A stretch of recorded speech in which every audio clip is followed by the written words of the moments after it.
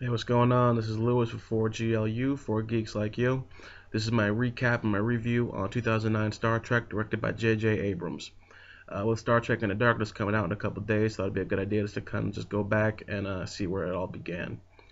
In the 2009 movie, we kind of just pick up before the Enterprise is even built, before the crew is even selected to be the crew of the Enterprise, especially the head officers, Kirk and Uhura and Spock of them. We actually see where they came from, how they got to where they were going. And it's just a really cool movie. I like the fact that we see them not only as as bridge officers, but also as human beings. The things that they have to go through. Dealt a lot with that inner conflict with Spock, trying to deal with his emotions and dealing with the fact that he's half breed, half Vulcan, half human. Just kind of come to terms with that. Uh, Kirk being, becoming a man, coming in his kind of like a rite of passage, like, he's kind of just wasted his whole life, and Captain Pike comes to him, dares him to do something better with his life and join Starfleet and just see him become the man that he was meant to be.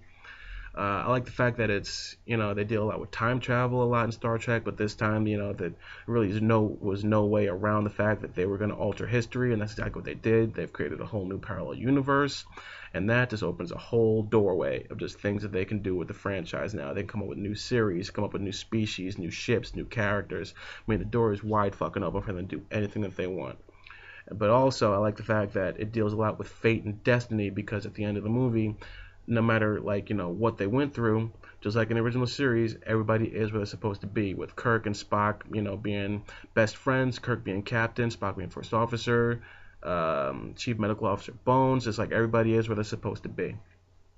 So this movie, I definitely give it a 10 out of 10. It hit everything on the head. It's just like top notch. It's one of my favorite movies. I watch it like every other day because, like I said, I'm a big Star Trek fan, and for me, it almost kind of connects the dots a little bit here and there, even though it's an alternate reality. It still kind of like puts pieces together. It's nice to see like where everybody knows that Kirk did pass the Kobayashi Maru by cheating, but we actually see how he did it. you know, we actually get to see the Kobayashi Maru itself, watch the test, everything like that. So it just kind of like fills in those gaps of things that you've always wanted to see. Now you can actually see them, and I can't wait to see what happens in Into Darkness, because I think one of my favorite movies, my favorite Star Trek, is Wrath of Khan, and I think that's going to be the villain in this one, but they're being very tight-lipped about that, so it's not really sure. It looks like Spock is going to he might actually die in Into Darkness. He might not. I know that he definitely did in Wrath of Khan, but they brought him back in the Search for Spock, Star Trek 3.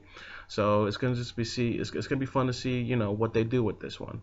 So I'm looking forward to seeing that. Hope you enjoyed this little recap and review, and see you next time.